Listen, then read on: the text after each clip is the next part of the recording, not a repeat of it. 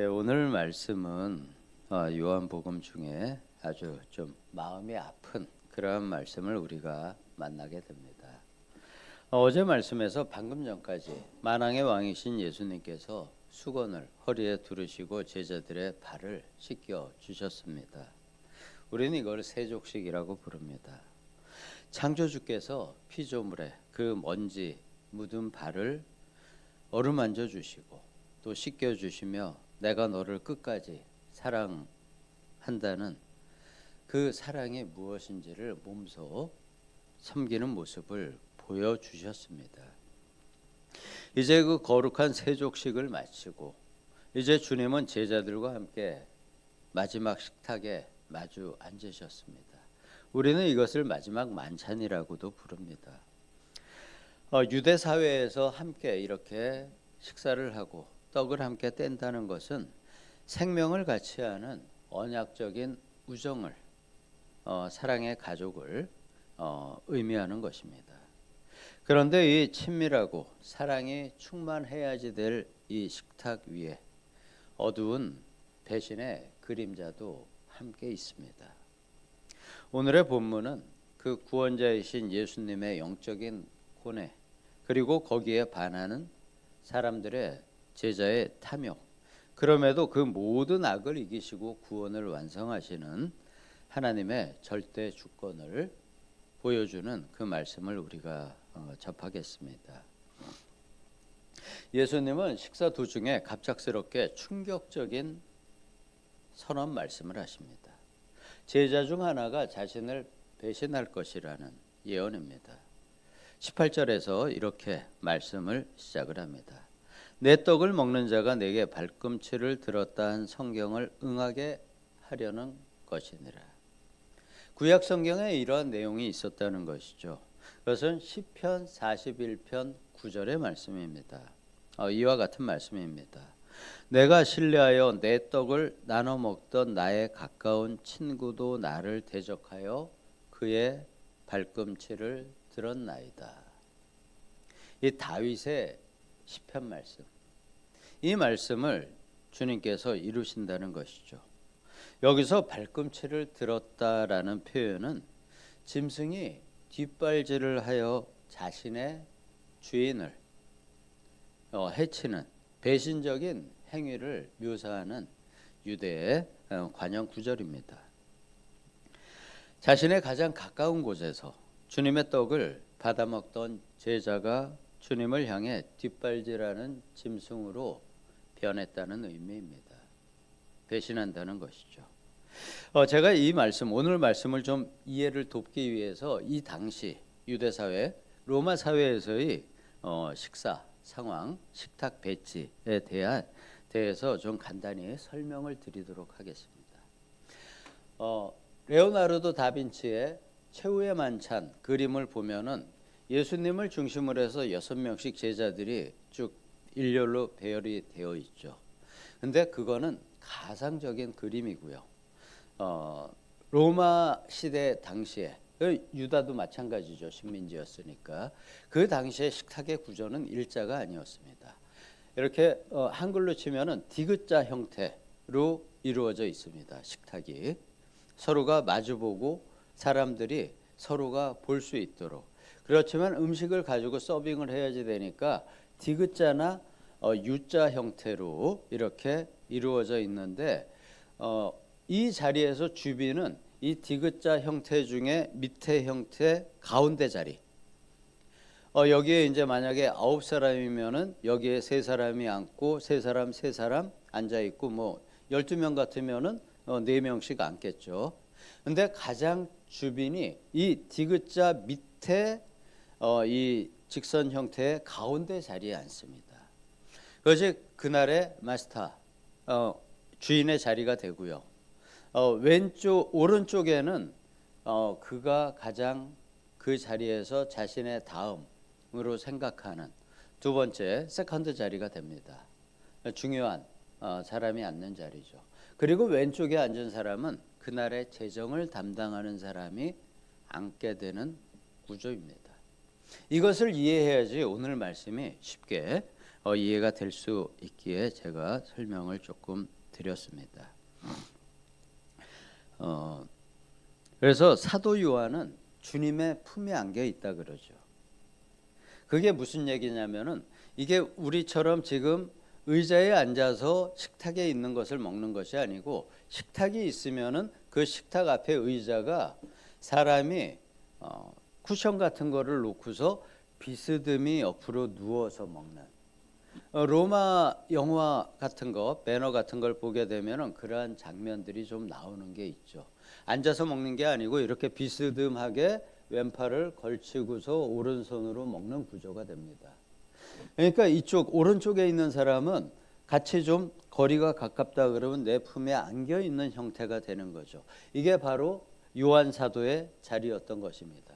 그래서 요한 사도는 주님이 사랑하시는 제자라고 자신을 표현을 했고, 자신이 예수의 품에 안겨 있었다고 오늘 말씀에서 표현이 되는 것이고, 이렇게 옆으로 누운 상태에서 내 음식만 먹는 게 아니고 내 왼쪽에 있는 사람에게도 같이 음식을 주게 됩니다. 그래서 주님께서 왼쪽에 있는 가룟 유다에게 떡을 찍어서, 음식을 뭔가에 꿀 같은 데 찍어서 유다에게 떡 한 조각을 먹여주는 것이죠. 그래서 주님께서 내가 떡을 찍어서 주는 자가 배신자니라라고 이야기했음에도 불구하고 다른 제자들이 그게 너무 그 문화에서는 유다에게 떡을 주는 것이 자연스러운 행위였기 때문에 아무도 유다를 의심하지 않게 된 것입니다. 그것이 오늘 말씀에 좀 깔려 있는 그 당시의 문화입니다.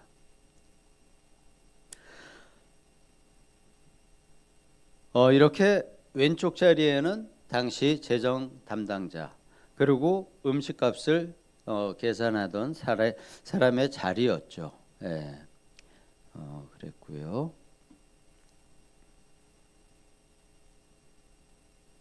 그래서 우리는 이러한 것을 마음에 물어볼 수가 있습니다. 그러면 주님께서는 전지전능하신 분으로 그 모든 것을 아시면서 자신을 팔 유다를 왜 제자로 택하셨는가? 주님은 그 답을 19절 말씀에서 주십니다. 왜냐하면 이 배신조차도 주님의 통제 아래 있으면서 십자가 이후에 제자들이 예수님의 그 에고 에이미로서의 하나님 자신임을 믿게 하신 것입니다. 인간의 가장 악한 배신조차도 이렇게 주님의 신성을 증명하는 도구로 구속사에서 사용이 된 것입니다. 우리가 이해할 수 없는 고난 아니면 배신을 우리도 만날 때가 있습니다. 하지만 그것은 또 내 인생에 있어서 하나님 구속사의 경륜 안에서 한치의 오차도 없이 흘러가고 있음을 우리들도 함께 믿어야 합니다. 여호와 하나님도 이스라엘이 배신한 것을 아시면서도 그들을 가나안 땅으로 인도하셨습니다. 우리가 모세오경에서 보면은 하나님께서는 백성들에게 끊임없이 이야기하시죠. 너희가 내 약속을 지키지 않을 거야.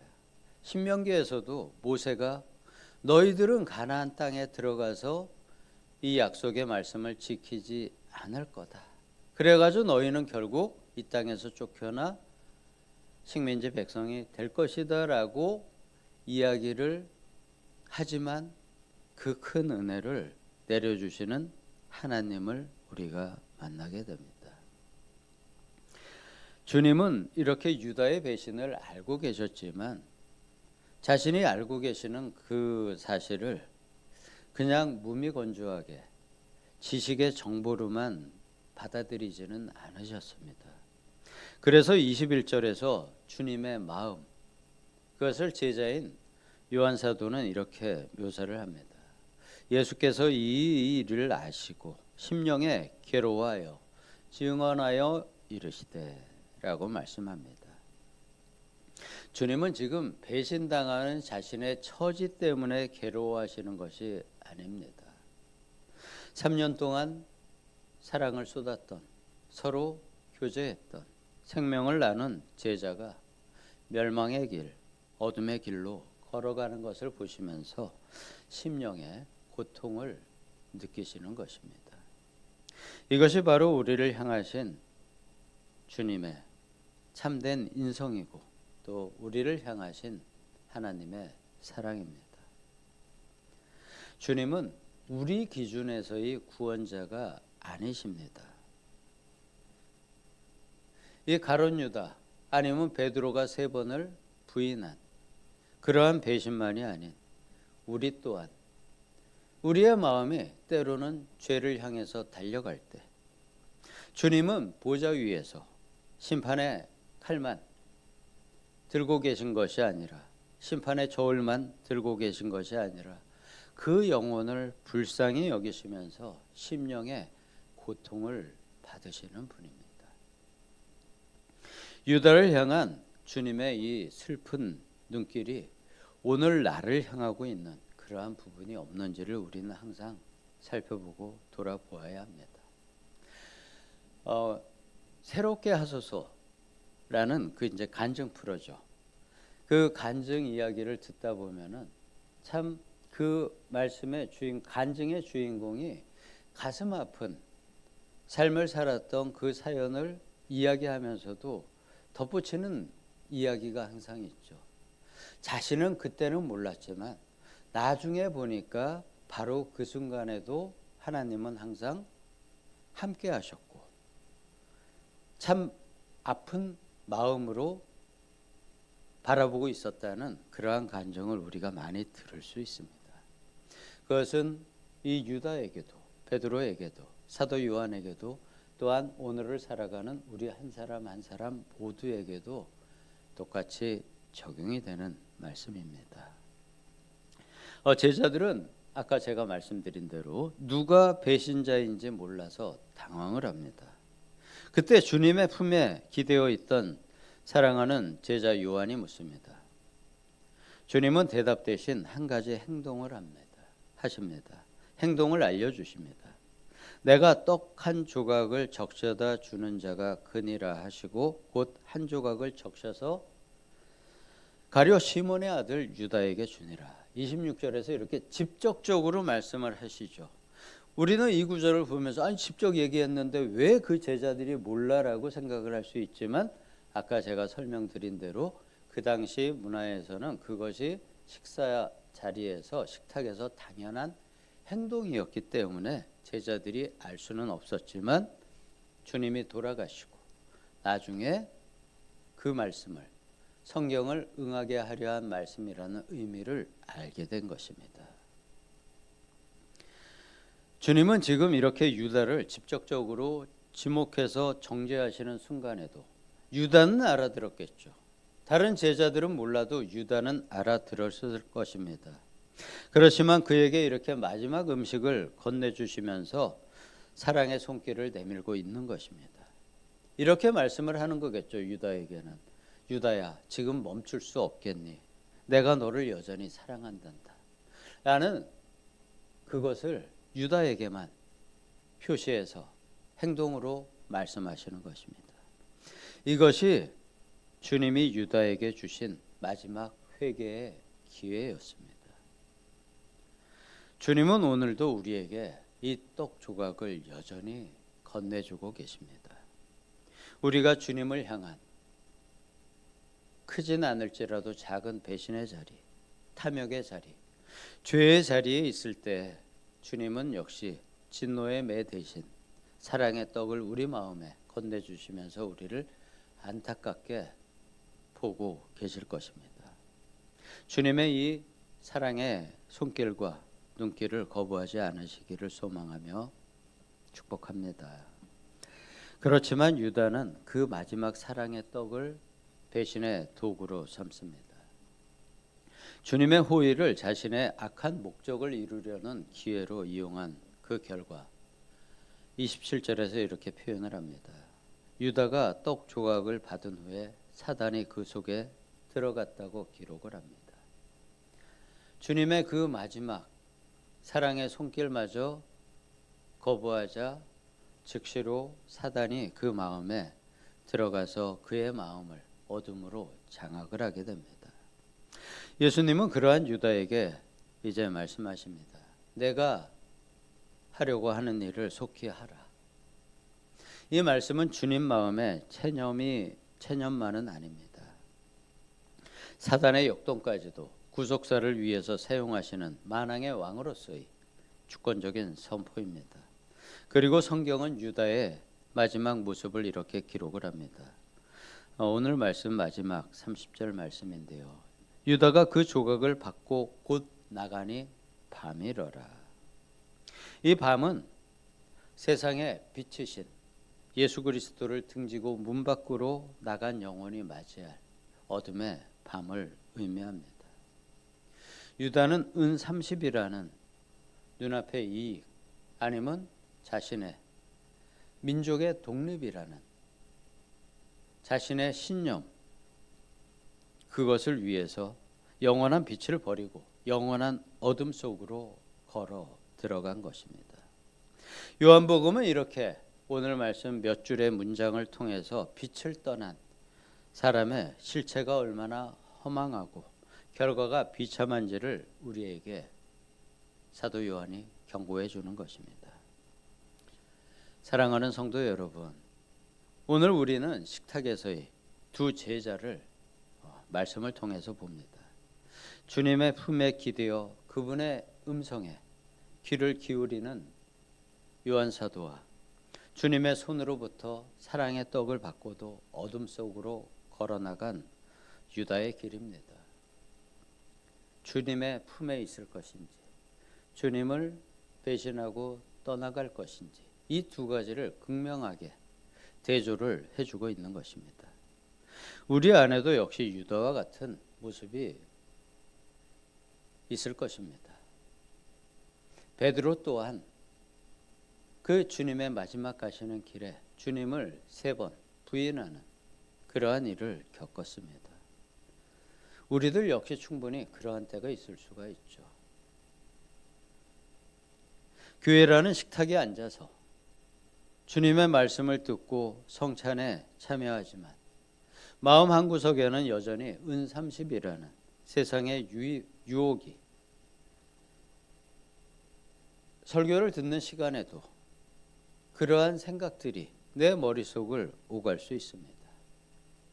사단의 유혹은 항상 우리의 곁에 머무르며 우리의 마음을 두드리고 또 그 이익 또는 정욕이라는 생각을 불화살을 우리의 머릿속에 끊임없이 생각이라는 형태로 아니면 분노나 다른 감정의 형태로 우리에게 공격을 합니다.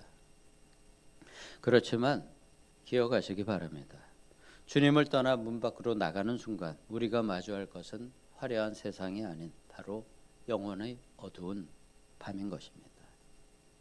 주님은 그럼에도 불구하고 오늘도 우리의 심령에 영적인 사랑의 떡 조각을 건네주십니다. 우리는 때로는 실패하고 넘어질지라도 다시 주님의 품 안으로 들어가야 합니다. 들어가면 됩니다. 배신자 유다에게조차 마지막까지 호의를 베푸셨던 그 넓고 깊은 주님의 아가페 사랑이 오늘 우리 성도님들과 저에게 악한 마음을 녹여주시고 빛으로 그 어둠을 물리치시고 빛 안에 거하게 하심에 감사드리며 사랑의 주님을 찬양합니다. 제가 대표로 기도하겠습니다. 아버지 하나님 감사합니다. 이렇게 말씀을 통해서 우리에게 빛과 어둠을 알려주시고 우리의 마음에 끊임없이 공격하는 사단 마귀로부터의 그 어둠의 공격으로부터 떠나가기를 끊임없이 경고해 주시며 또 우리를 그 어둠으로부터 보호해 주심에 감사드립니다. 주님, 주님의 천군 천사로 우리의 마음을 또 우리의 가정을 이 교회를 이 사회를 보호하여 주심에 감사드립니다. 주님의 그 보호하심에 그 안에 항상 거하게 하시고 그곳을 벗어나지 않도록 또 주님께서 도와주시기를 예수님의 이름으로 기도드리옵나이다. 아멘.